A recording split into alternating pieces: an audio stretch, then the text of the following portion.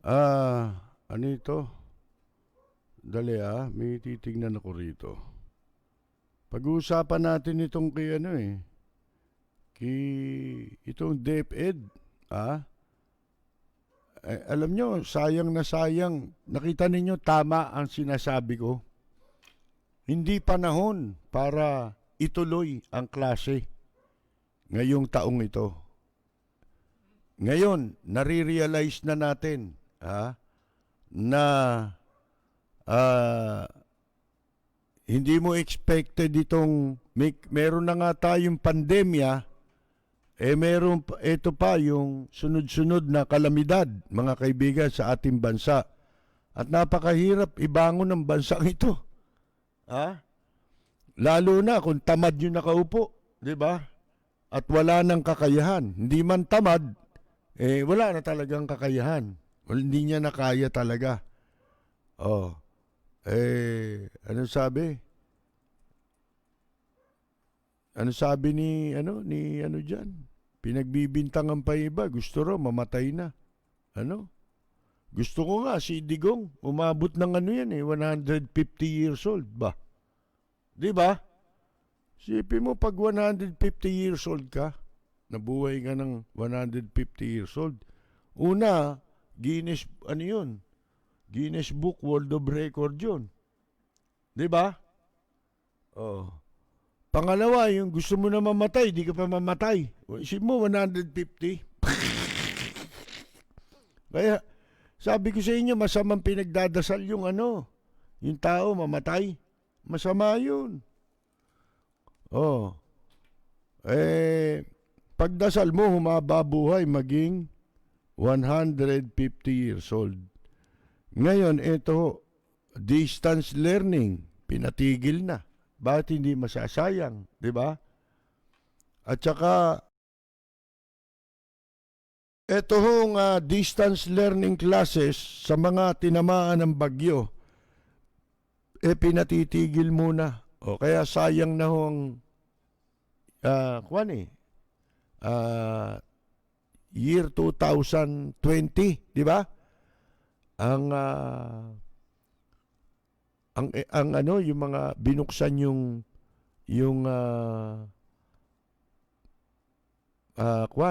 pasukan sa taong ito. Na sinasabi natin nung una pa lang, malabong yan Walang matututunan Unang-una, maraming mahahawa dyan, distant learning naman ito distance learning ito, yung nasa bahay ka lang, nagko-computer, nag-i-internet, mga kaibigan. Wala nga akong natututuan Nakikita ko yung apo ko maliit. Wala natututuan Hindi interesado Iba yung kaharap yung teacher. Di ba? Iba yung nandoon lang. Kadalasan pa naman, ngayon, lahat ng bata marunong mag-computer. Di ba? Pati sa cellphone. Di ba? Kaya, doon mo sila pag-aaralin, hindi parang akala naglalaro lang sila. Di ba? Yung mga musmos. Mga kaibigan. Kaya may mga litrato, makikita ninyo. Yung bata, nakasubsob yung ulo sa ilalim ng kung saan ng upuan. Yung lola nakaharap doon sa computer. Mga kaibigan. Di ba? Totoo naman yun nakikita ko At yun, sintido komon, wala pa yan, anticipated na natin. Lalo na yan, dumami ang kalamidad. Mga kaibigan, mukhang di pa tapos ang kalamidad dito Hanggang Abril pa yata yung mga bagyo na yan Mga kaibigan, dahil sa La Nina. Ito sa ipatitigil sa Rodriguez. Doon sa Cagayan ba, matutuloy pa yan? Lubog, sa Bicol ba, matutuloy pa yan? Mga kaibigan, isipin mo ang isip ng mga tao, gulong-gulo. Paano pa nilang maisasabayan ng mga magulang yung distance learning na yan? Uunahin pa ba nila yan kaysa sa mga mas importanteng bagay na kailangan nilang unahin ngayon? mga kaibigan, dahil napinsala sila. Baka niwala nang matiran yung marami dyan. Di ba? At kung meron man, baka yung mga kasangkapan nila para sa pag-aaral, wasak-wasak na rin yun. Mabasa lang yan, sira na yan eh. Di ba? Yung mga computer, mga kaibigan. Lalo dun sa mga probinsya, wala naman yan. Dito sa Rizal, ano na to common sense eh. Wala nang halaga yung pag-aaral muna ngayon. Di ba? Mas mahalaga ngayon yung kabuhayan nila. Paano tayong mabubuhay? Di ba? Hindi na kailangan muna yung pag-aaral. Matigas ang ulo eh. Ipinagpilitan eh. Marami na nga ang nagsasuggest na ipagpaliban na ang klase. Yan ngayon. Hindi sila sumunod.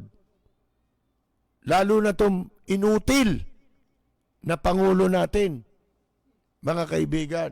Sinang-ayunan sa kabila ng maraming panawagan. Sino kumita? Di ba? Kumita lang yung mga eskwela. Meron akong binabanggit no minsan, di ba, sa Cotabato. Yung isang paaralan doon. Distance learning ang klase. Mga nursing student yata. Akalain ninyo, sinisingil sila ng kuryente nung eskwela. Bukod sa tuition fee, ang daming sinisingil sa kanila. Pati yung facilities ng eskwela na hindi magagamit dahil distance learning. Sino kumita rito? DepEd, kumita yan. Mga kaibigan, sigurado yan. Napakaraming pagkakakitaan ngayon dyan eh. Computer, doon sa sinasabi natin sa Cotabato, ito, nung pinaplano nila yan, sinabi natin yan. Nagkatotoo doon sa Cotabato Hindi ko alam kung sa mga eskwela rito. Yung eskwela, naniningil ng bayad sa internet, sinisingil sa mga magulang at estudyante. Bakit mo sisingilin yun? Obligasyon ng eskwela na mag-provide ng internet connection. Di ba? Tapos, isa lang ang bayad nila sa internet connection, lahat ng estudyante kukolektahan nila. Di kumita pa sila. Pinagkakitaan, sila nagnegosyo ng internet. Mga kaibigan, pagkatapos kuryente, sinisingil sila. Di ba kasama sa tuition fee yun? Bakit bukod kang parang City Hall na ito eh? Sa Maynila, ganyan eh. Mga kaibigan eh. Yung basura, sinisingil eh. Paghakot ng basura. Samantalang may budget na yun May budget allocation yung basura. Taon-taon yan eh. Inaaprobahan yan. Lalo ngayon, namumunini yung basurahan dyan sa Maynila. Sila nagpinance sa kampanya eh. Mga kaibigan, yan Lionel, di ba? Ngayon, napunta na rin lang tayo dyan sa Maynila. Yung nangyaring barilan dyan, di ba? Doon natuklasan natin, yan palang City Hall ng Maynila, tsaka si Yorme, puro pagpapaganda sa labas. Yan, makikita mo, pakitang tao. Pero natuklasan natin, wala palang paramedic doon sa loob ng City Hall. Sipin mo yung judge na binaril doon. Itinakbo pababa. Walang wheelchair. Ang ginamit na wheelchair, ganitong upuan, kinakaupuan ko. Isipin mo yon. Tapos, nakalilis pa yung, yung damit nung judge. Wala nang karangalan eh. Di ba tawag pa naman sa judge, honorable. Doon sa ginawa ng mga taong yun eh.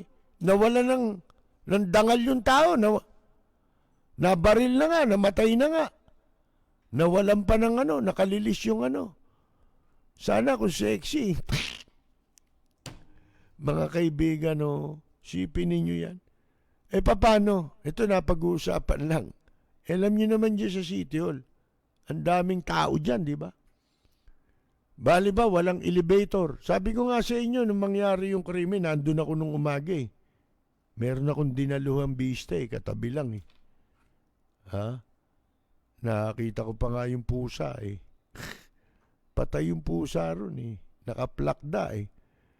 Ngayon, ang daming may problema dyan. Sipin mo, kung may mangyari dyan, paano mong sasagipin yung tao? Ni wala kayong clinic dyan.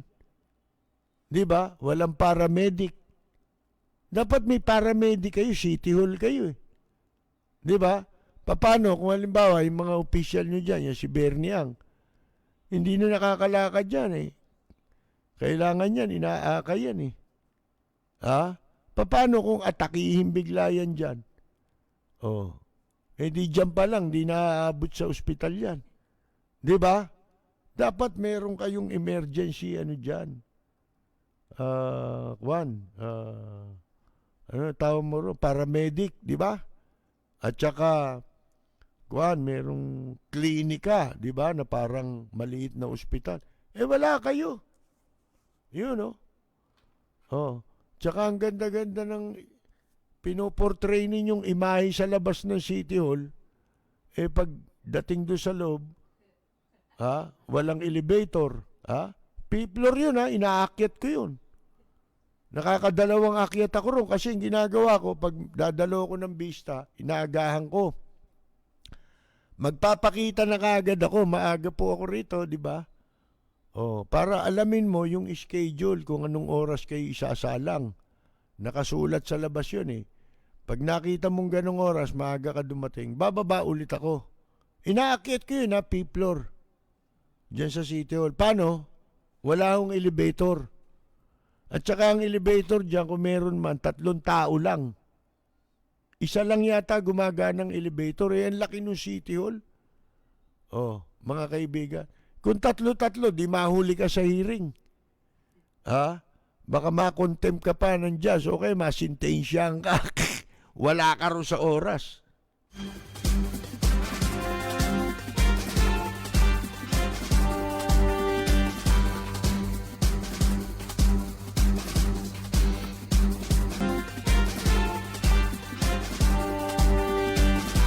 Si Ka-Percy Lapid, bumabanat.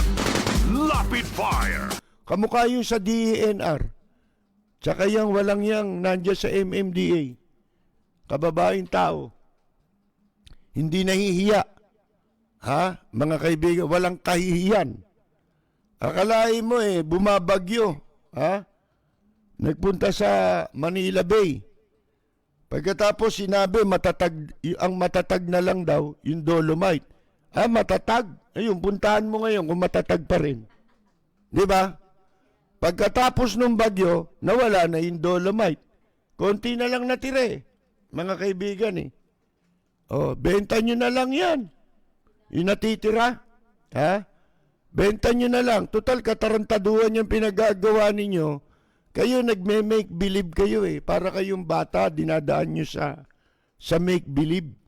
Di ba? Yung mga bata yung gumagawa ng paniwala, di ba? Sa sarili niya. Kasi ang gumagawa lang nun talaga bata. Itong mga ito hindi Ang gumagawa walang hiya Hindi naman bata Pagka hindi ka bata, nagme-make believe ka, sasabihin mo na yung Dolomite matatag, tapos wala naman, make believe, ano tawag mo ron? Walang hiya, di ba? Walang hiya ka. Kasi hindi ka naman bata, nagme-make believe ka, di ba? Ano nangyari ngayon? Ayun, wala na. Ngayon kayo lumabas, tapos buburahin ninyo yung inyong pinopost. Na-capture na kayo di ba? Na-screenshot na kayo. Mga kaibigan. Ngayon, hindi maganda. Ito nangyayari na ito, hindi na maganda. Lokohan na to. Ha? Ngayon, paiimbestigahan daw yung mga, ano raw, yung mga mining, mga quarrying. Yan ang dahilan eh. Alam nyo, biblical yan ha. Kaya hindi mo pwedeng ano yan eh. Kung ano yung bigyan ng katwiran, doon at doon ka pupunta eh. Tanong nyo sa mga nagsipag-aral ng Biblia, iyang pagsira sa kalikasan, nakasulat ba yan sa Biblia? Nakasulat yan eh. Alam naman ninyo yung Isabela, yung Cagayan na yan. Nagsimula ang mga paglapastangan at paggahasa sa kalikasan sa logging, di ba? Sa illegal logging. Ang daming pinayaman niyang logging na yan dyan sa Cagayan, mga kaibigan. Sumunod ngayon, mga nakalbo na, quarrying naman, tsaka mining. Di ba? Yun ang kasunod eh. Pag wala nang kakalbuhin, yun na mismong bundok ang wawasakin, mga kaibigan. Kaya ito ang ganti. At saka yung pagtatambak sa dagat. Kung tutuusin nyo yung mga walang hiya dyan sa DNR, na may nagpakana niyang dolomite na yan, dapat siyang kasuhan yan eh. Di ba sila mismo sumira sa kalikasan sa bundok sa Cebu? Di ba? Di ba pinagbabawal yan, basta ka na lang kukuha ng, basta mo na lang wawasakin yung bundok? Kukuha ka ng dolomite, tatambak ninyo dyan sa Manila Bay? Kundi kayong mga walang ya, di ba? Alam nyo yung reclamation. Matagal ako sa Japan, ilang ulit ko sinasabi sa inyo yan. Hindi ako dumanas ng baha dyan. Bakit? Nung panahon na, wala pa silang reclamation. Ang Japan nag-reclaim eh. Ayan na, sumunod. Ano yan Hindi yan putol ng puno. Mga kaibigan, ang ginawa nila yung reclamation. Kita ninyo, bumaha. Yung reclamation, yan ang malakas na nakalaban natin ngayon. Dahil siguradong babaha. Di ba? Binibigay nating sentido common sense. Yung dagat, pag tinakban mo o tinabunan mo yan, yung tubig aangat. Di ba? Aangat yan eh. Subukan mo maglagay sa palanggana. Di ba? Aapaw yung tubig pag nilagyan mo ng buhangin. O kung ano may tatambak mo, lupa, bato. Di ba? Aapaw yun. Yung tubig. Kaya nagkakaroon na tayo ngayon ng mga surge, di ba? Pag-apaw sa Manila Bay. Ngayon, ang nakalimutan nito mga gagong ito, dyan sa Dolomite, dyan sa Manila Bay, yung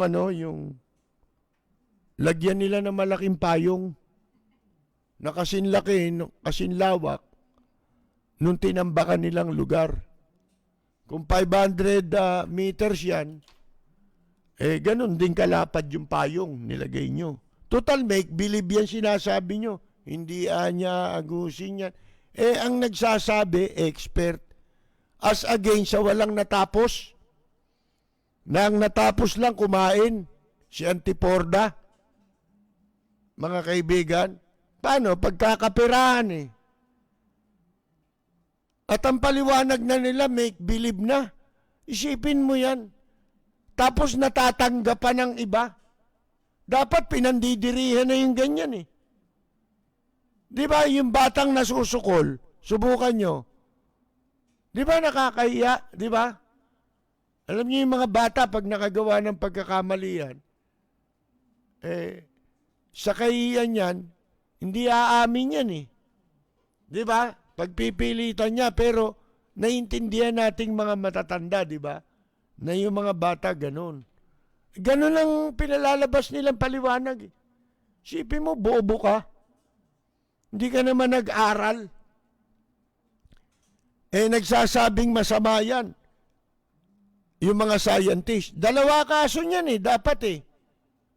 Di ba may batas yan, huwag mo sisirain yung kalikasan, di ba? May mga batas yan na bawal mo sirain ang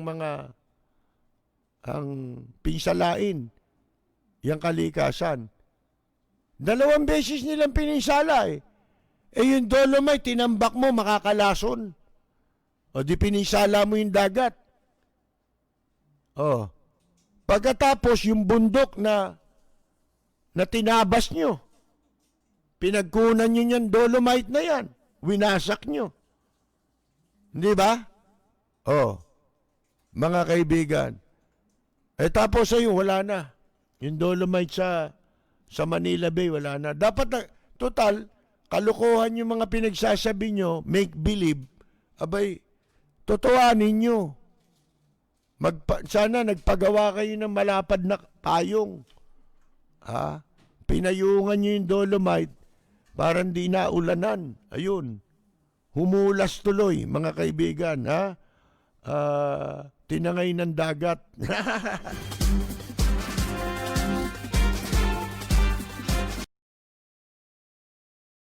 Sinasabi natin kanina, tanungin niyo yung mga nagsipag-aral ng Biblia kung di totoo sinasabi ko. Yung totoo baka mamaya makausap niyo si Soriano. Bopol yan eh. Ano yan eh? Masama yan, pinagbabawal yan. Yung mga puno, di ba nasa Biblia yan eh. Hindi ko lang alam kung anong version sa Biblia na huwag niyong sasaktan yung puno. Hindi naman necessary sinasabi, huwag kang puputol ng puno. Ang sinasabi, yung kung kailangan lang. Di ba? Kailangan. Dito walang habas eh. Pag nagtayo ng subdivision eh, lahat ng puno tanggal eh. Mga kaibigan eh, di ba? Diyan sa Maynila, di ba? Tinanggal ni Erap yung mga punong matanda pa sa Army Navy Club. Nauna pang naging puno kaysa Army Navy Club. Yung Army Navy Club, 100 taon na mahigit yun. Ano tinayo? Casino, mga kaibigan.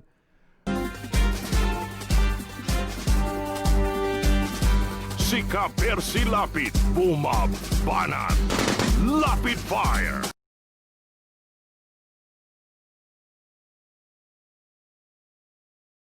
Pero gusto ko munang ipaalam na yung pong ating pagtulong sa mga musician, 150 musician lang ho yun. Yung iba pinipilit pa rin. Hindi binabasa yung nakapose. Nandun na ho lahat ang detalye. Pinagpipilitan pa rin. Sinabi ko na nga, kumpleto na. Ibig sabihin, pag kumpleto, tapos na. Diba? Yun ang hirap sa iba eh. Pinipilit yung sarili. Sinabi ko nga, 100 nga lang yan eh. Dahil sa maraming nagmagandang loob, napaabot natin ang 150. Di ba? At pangalawang bigay na po yan. Wala tayong magagawa kahit pagpilitan nyo yung sarili nyo. Unang-una, hindi ho kami gobyerno, wala kaming accountability. Wala kaming ninakaw sa gobyerno.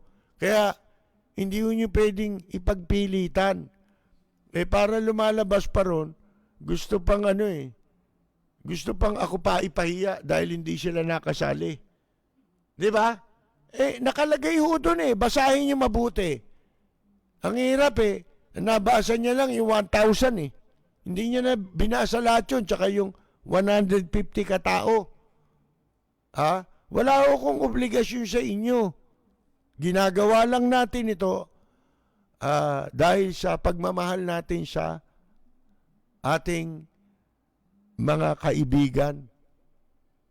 na dati mga nakasama natin, di ba? At ngayon, nananatili yung iba, kaibigan natin. Yung iba nga, hindi ko kaibigan, hindi ko kakilala, napasama dyan. Di ba? Kaya kung hindi ho kayo napasama, wala ho kayo magagawa ron. Di ba? Sabi ko nga humingi ako ng paumanin kung hindi kayo napabilang. Di ba? Kasi 100, ina-announce ko yun una, hindi kayo nakikinig. Di ba? Pero pag pera, napapakinggan nila, nababalita Di ba? Wag ho kayong ganon. Kasi lalo kayong hindi tutulungan kahit sa iba kayo magpunta. Di ba? Pasalamat na lang kayo kung di kayo nabigyan hindi ho naman namin obligasyon yun Di ba? Ito'y awa lang natin sa ating mga kaibigan, mga nakasama, at alam ko ang sitwasyon ninyo. Wala naman nakagawa niyan Hindi siya pinagyayabang ko. Walang nakagawa niyan ngayon. Sabi ko nga sa inyo, may mga iba dyan, nag-o-online sila, di ba? Fundraising. Sa kanilang sarili yun. Di ba? Yung kikitain nila ron para sa kanila, kung ilan sila, maghahati sila. Pero ito, hindi. Wala kaming ginambala sa inyo rito. Di ba? Kung sino po lamang kasi hindi naman 150 yung kakilala ko mismo. Marami ho dyan, di ko kakilala. Hindi kayo napasama. Sorry na lang. Di ba? Kahit pa ang priority natin senior na musician, mga kaibigan. Pasensya na lang humingi kami ng paumanin. Kung lolo binunang itaas, baka magkaroon kami ng pangatlong beses na pamamahagi. Pero hindi na namin alam kung aabot pa kami sa 150 o baka 100 lang, di pa kami umabot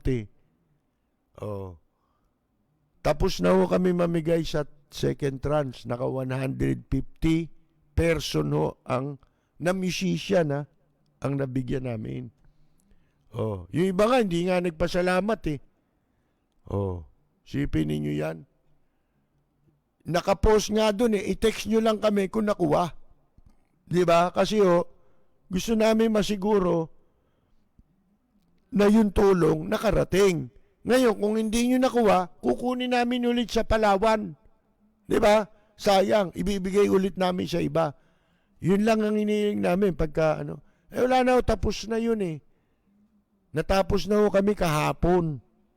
Nabitin nga kami ng ilang araw dahil sa bagyo Sarado yung 2 araw, sarado yung Palawan. Di kami makapagpadala Mga kaibigan natapos namin kahapon. Si nga pala, pinasasalamatan natin, nagpadala ng tulong para sa mga musician nung isang araw pa ito. Nakakalimutan ko nung isang gabi, nakalimutan ko. Si Nesmad, ng Seattle. Nagpadala ho siya ng $100. Pinababanggit niya, hindi naman niya tunay na pangalan yun. Para mabanggit lang natin. Nesmad, kasi lahat ng mga nagpapadala, tinatanong namin kung gustong banggitin ang pangalan. Hindi, pakibanggit mo na lang na Nesmad. Yan ang pangalan ko. Taga Seattle po, maraming salamat sa inyong naipadalang tulong. Si Priscilla Mercado Uy, Maribik Akatsuka, Al Hernandez. Meron nga palang tagpo, nandun yata si Aimee, nagpunta sa, hindi ko alam kung sa Cagayan yun o sa Isabela. Sabi, nandito ba yung mga kutso namin? Sabi nung kausap niya, ito ba yung kutso namin? Siguro, mga nagpadala ng kutsyon. Sabi nung tao, hindi, kay Lenny yan Paano, huli na sila dumating? Ang katunayan, una, si Vice President Leni Robredo. Alam nyo ako gustong-gusto kong makatulong dyan. Hindi lang nyo alam, ang tatay ng nanay ko ay taga Cagayan, mga kaibigan. Wala lang tayong paraan para makatulong. Mahirap ngayon eh. Di ba? Hindi ka pwedeng pumunta. Pero pwede naman nating ipadala. Marami naman tayong mga kamag-anak doon na pwedeng mapakiusapan. Kaya lang,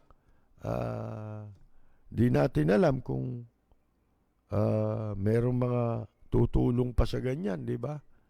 Ayoko namang ibibigay yan sa gobyerno kung sakasakali. Nadala na ako eh. Di ba yung sa concert namin noon para sa Yolanda, nakaipong kami, 200,000 mahigit. 250,000 yata yung binigay namin sa Red Cross. Hindi na namin alam kung paano nilang ipinarating, di ba? Baka dyan lang. Maliit na halaga pero maganda layunin natin eh. Pero yung mga humahawak ng pera, masama nga rin, di ba?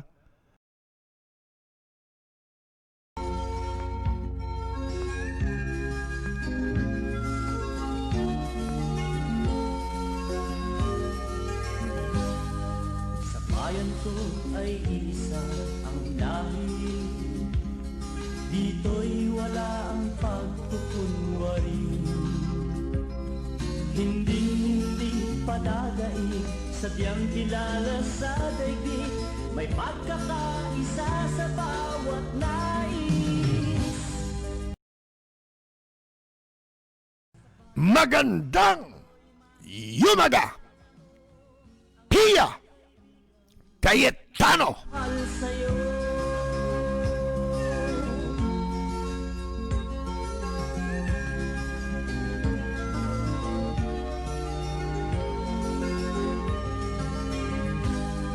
ang bayan ko'y punong-puno ng yaman. Bakit ito'y kailangan pang iwanan? Hindi nga ba't anong sarap mabuhay ng buong ganap sa bayan?